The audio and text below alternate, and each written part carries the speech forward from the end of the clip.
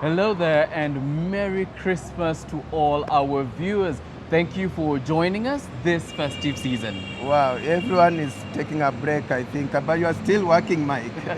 In this show, we're going to take you to the United Kingdom, we'll take you to the United States, and then we'll crown it off with a trip to Lodo, a very magical experience. So you do not want to miss this show today. And to kick us off, we go to the United Kingdom where we show you an enterprising Kenyan by the name Margaret Small. Yeah. And you know, with her tender age, she's running an amazing restaurant that is frequented by many people. Yeah, so when you are there, you enjoyed Kenya's nyama choma, made Kenyan style, You also, Kabisa. the day too, you had the samaki, I remember. Kabisa, very true. Yeah. And the funny thing is, I remember like in the city, it's very hard for me to get a cup of Kenyan tea served in the metal cup. Wow. And there you get it. And Kikombe cha mabati.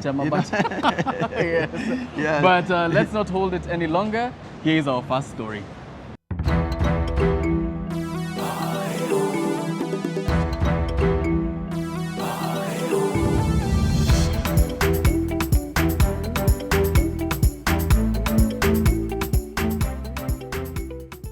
When abroad, one of the things you miss is the taste of your homeland. So you can imagine our joy when we heard of a restaurant serving authentic Kenyan dishes. Yes, this is Kenya Kitchen, the brainchild of 29-year-old Margaret Small. Located in Edgware, northern London, the restaurant is where one can find the very best of Kenya's traditional cuisine, but with a gourmet twist. What we've tried to do is bring in the fusion. We have lost, Kenya is versatile in culture. We have the Indian community and we want to use those Indian spices to marry in with the Kenyan ingredients or Kenyan food and to give everyone something they can feel at home. We do have samaki, tilapia, ugali, sukuma wiki, and nyama choma is our most popular dish. From viazi karai to githeri, mbuzi choma to maharagwe ya nazi, matoke to pilau, Kenya Kitchen definitely captures the essence of the 254. We source our ingredients from the market in Banto, and we have different suppliers. From mbuzi choma, our supplier is in a different city, South Harbour. We get our spices and herbs from Kenya and some of our drinks and sweets. We even had the opportunity to accompany her on one of her trips to a local food market. Yeah. I felt that there was a gap in the market for Kenyan food, and there's so many cuisines out there and there isn't Kenyan food, so I wanted to introduce Kenyan food to the world, to the greater London. Given the fact that we have so many tribes in Kenya and each tribe has its own cuisine, those kind of things, I just want to tell people our story through food. This one is the one from Kenya. This is the Kenyan chilies. This is the Kenyan chili? Yeah. Okay. If you ask people about, for example, Nigerian food, West African food in particular, they would know of it. Congolese food, Ugandan food, actually, it's quite popular as well over here. And South African food or Zimbabwean food. But then Kenya, we're merely known for safari, we're known for running, and just a great place for holiday. When I started doing Kenya Kitchen, Kenyan food, people would ask me, what's Kenya Kitchen? What do you guys serve? Like, Kenyan food? Like, what exactly is Kenyan food? So I had to constantly keep on explaining, and that's what drove me to actually choose to focus on Kenyan food specifically. And even we've had customers that have come here, customers that I've spoken to, and they're like, thank you so much for bringing this place here, because I used to have to go home to have mama's food or shosho's food, and this feels exactly like home. So I'll describe my food as homely food, fresh and authentic, because my cooking was merely inspired by my grandparents. Speaking of her grandparents, Maggie hails from Naboboto village, Funyula constituency in Busia County. It was there that her love for food began. I have always cooked since I was a child. So I remember probably at the age of 7, 8, making my first meal, which was ugali and mrenda. And I think that's when I knew that actually I love cooking and I just wanted to be in the kitchen. So while other kids were playing, making their dolis and everything, I was with my grandmother sitting in the kitchen watching her cook and make mandazi, chapatis. And it is this love and passion for African cuisine that Maggie brought with her when she relocated here in 2006 to join her father, Kennedy Small Bwire, an accountant who has been living in the UK since 1995. When I arrived to the UK, the language, the food, transport, everything was completely new and I had to adjust. Coming from Kenya, I was in primary school. When I moved here, I was taken to secondary school. I had to learn the new syllabus and then I had the challenge of learning the language. So what I did was, the BBC has these online services, language services. She will learn that and listening to and watching news. So she improved her English a great deal. She passed secondary school very well. She went to university.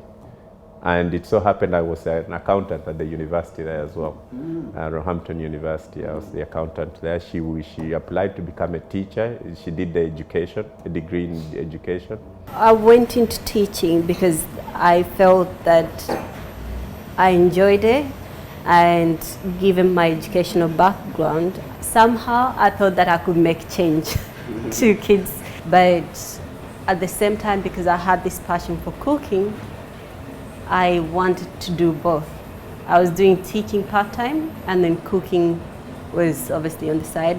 Margaret used to prepare food and she would sell food in online. There's a market for that where you have meal plans for people who are extremely busy. And the demand was growing.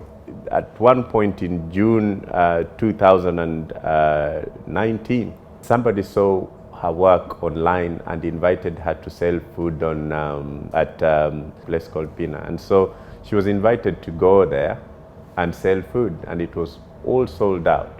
And they suggested that her food should be experienced by a larger audience. And so the thought of a restaurant was born from there. But because of the passion, I thought I would do everything that I possibly can to support her realize her dreams. My father supported me financially, and because he strongly believed in what I was doing. At the moment, he's an accountant. Yeah, he's an accountant. He's the finance department. Yeah. He's the money man. He's the money man. Yeah. Setting up a restaurant business here requires a lot from any aspiring restaurant owner, especially when it comes to compliance. Make sure you have all your licenses. Make sure you have all your certificates. And hygiene is very important. I cannot stress that enough. Just make sure you do your research, and education never stops, no matter where you are. Always learn. And of course, taxes. I've got the man there for the taxes. Through the support she receives from her father and her team of culinary experts, Maggie has been able to create a buzz around her restaurant.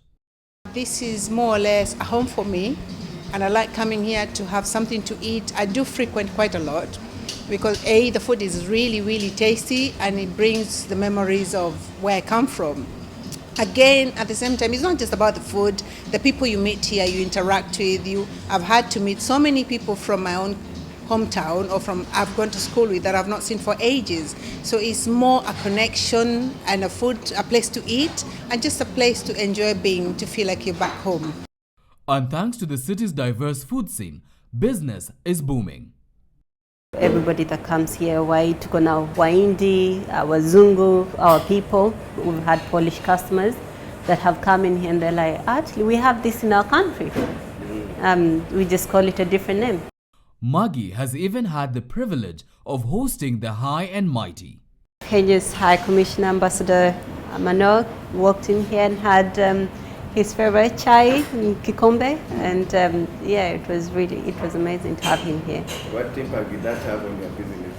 It helped us in terms of marketing. He put us out on Twitter, which was great, and most customers, I had people messaging me like, oh, the ambassador hapa hivyo, ambassador amekuwa Kenya Kitchen. So yeah.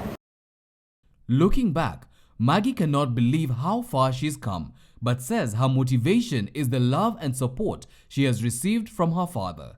Her parting shot is never give up on your passion, no matter your age. When people meet me, they're like, how old are you? Are you like 18 years old? This is your place? I'm pretty sure there's nani mwenye akapa hivi, no nasema mkubwa, or you know.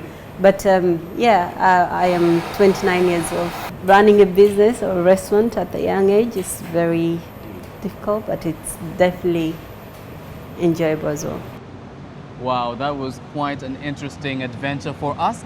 But for me, I loved good food and pleasant conversation. And you know, Mike, for me, every day is a learning opportunity. You see, she's young at 29, and Yes. I learned so many tips from her on just how to manage a startup. We now take a short break. We'll be back in a moment. What's coming up? Well, we will take you to Lodwar, where we're going to have an amazing experience with CMC. But before then, we will also tell you how KQ is making our economy better with the non-stop flights between Nairobi and New York.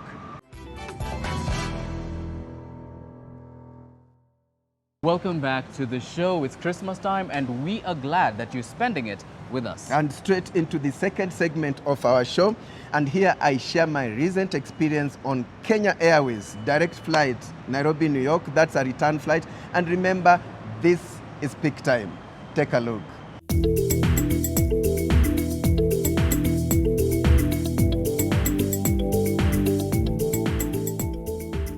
It's 3 years since the non-stop flights between Nairobi and New York were inaugurated.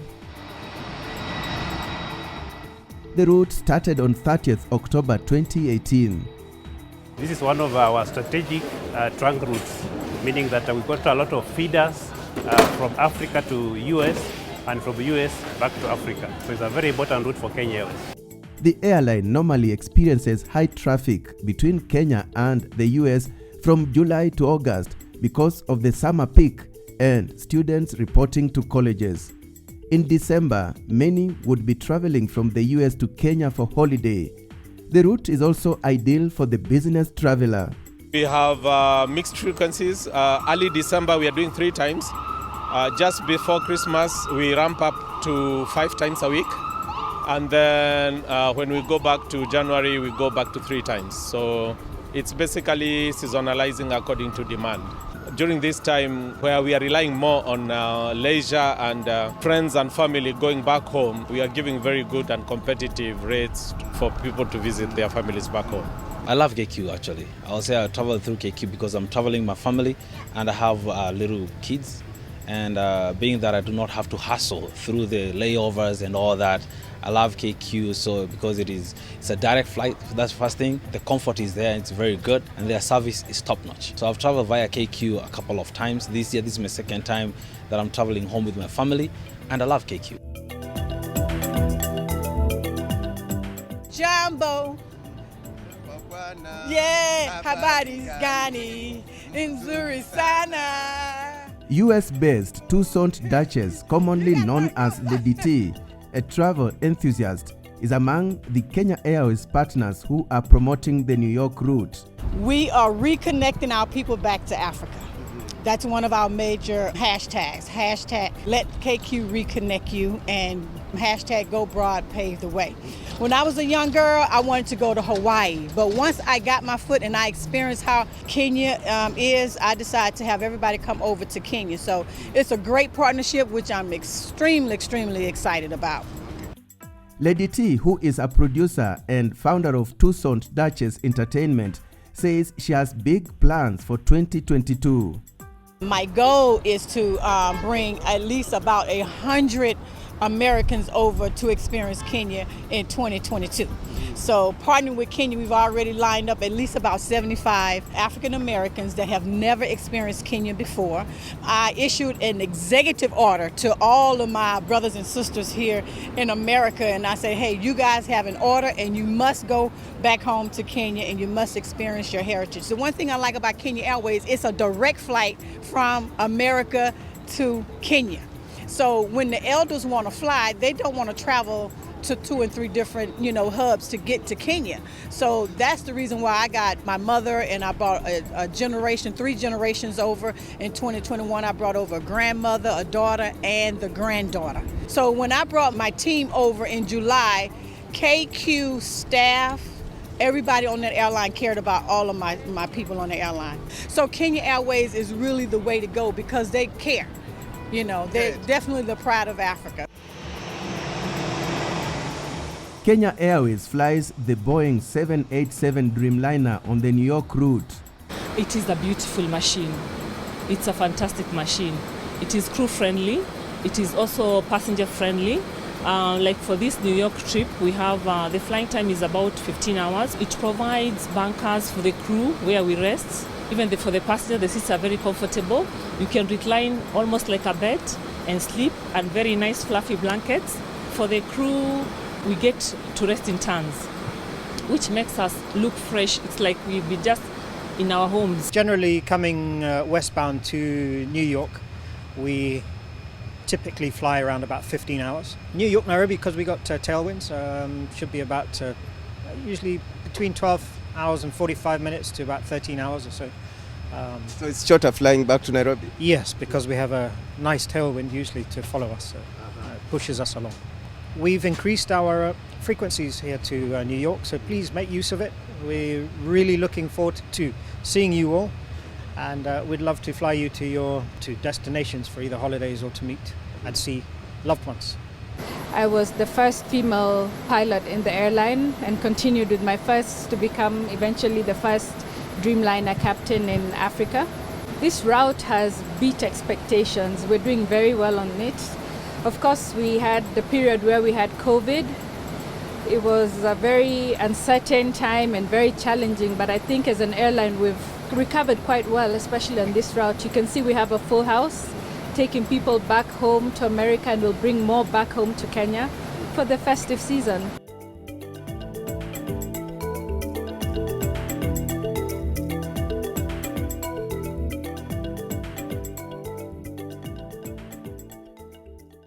Now, from the skies, we take you to the road. Now, Mike, many will not believe that no sooner had I landed than I embarked on a road trip to Lodwar, about 11 hours drive. Wow, that is intense. Yeah, and this was in partnership with CMC Kenya on board Ford Everest. We are going to cover Tobonglore, that is the Turkana Cultural Festival, and some building activity, which you are part of. It was quite lovely. We got to just enjoy the different teams from the different stations. That is Kisumu, Nakuru, Lodwar, and Nairobi. And here is the highlight.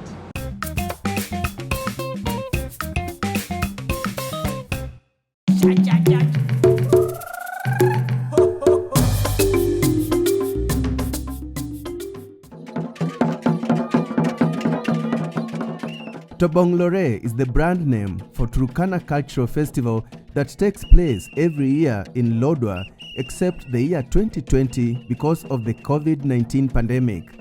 Tobonglore literally means come back home.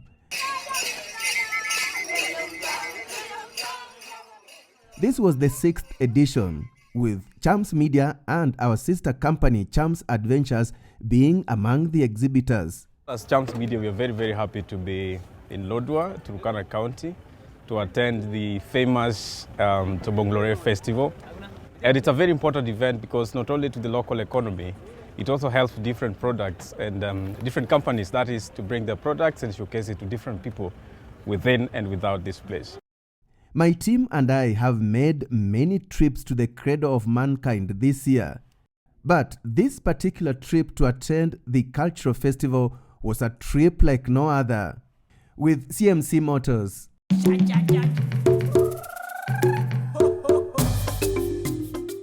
The Ford Everest had done 10 hours from Nairobi to Lodwar. It was a smooth ride on the newly upgraded Kitale-Lodwar highway, except a 40-kilometer rough road stretch between Lokichar and Lochwar. For 3 days, we crisscrossed various parts of the cradle of mankind with this cool machine. With our hub being the Cradle Tented Camp, our accommodation partner on this trip. Makiu, accommodation is key to such long-haul adventures. The ambience it's inviting. It's the greenery. I believe there's no other place in Turkana that is this green, that you get in, there's the chirping of the birds, the grass. It makes the narrative that Turkana is dry. When you get into the cradle, it's like an oasis in the desert. Our most exciting journey was the journey from here at the Cradle Tented Camp to Elia Springs along Lake Turkana. A 1-hour drive from Lodwar town, and this is where the beast proved to be really good off-road. With good ground clearance. This is a semi-arid area. Temperatures can really be high. As high as 35 degrees Celsius. The air condition, fantastic. Then we arrived at Elia Springs Resort, a popular holiday destination along Lake Turkana. Good afternoon. Good afternoon. How are you? Happy that you didn't get lost. Thank you. Welcome. And enjoy your lunch. Thank you. Fresh tilapia from Lake Turkana. After lunch, it was time for some breathtaking team-building activities conducted by the owner of the resort, Rolf Glor.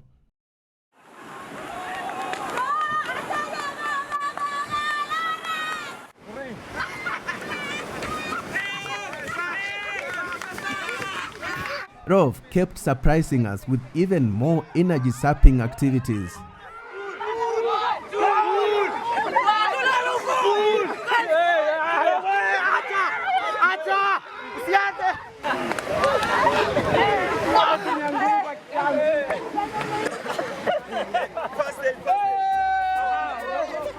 They say work without play makes Jack a dull boy. What a refreshing trip. What a journey.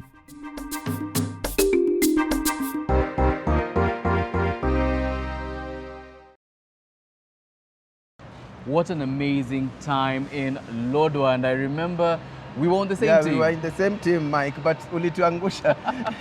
Ulishindwa kukimbia. Cheza chini, boss. Cheza chini.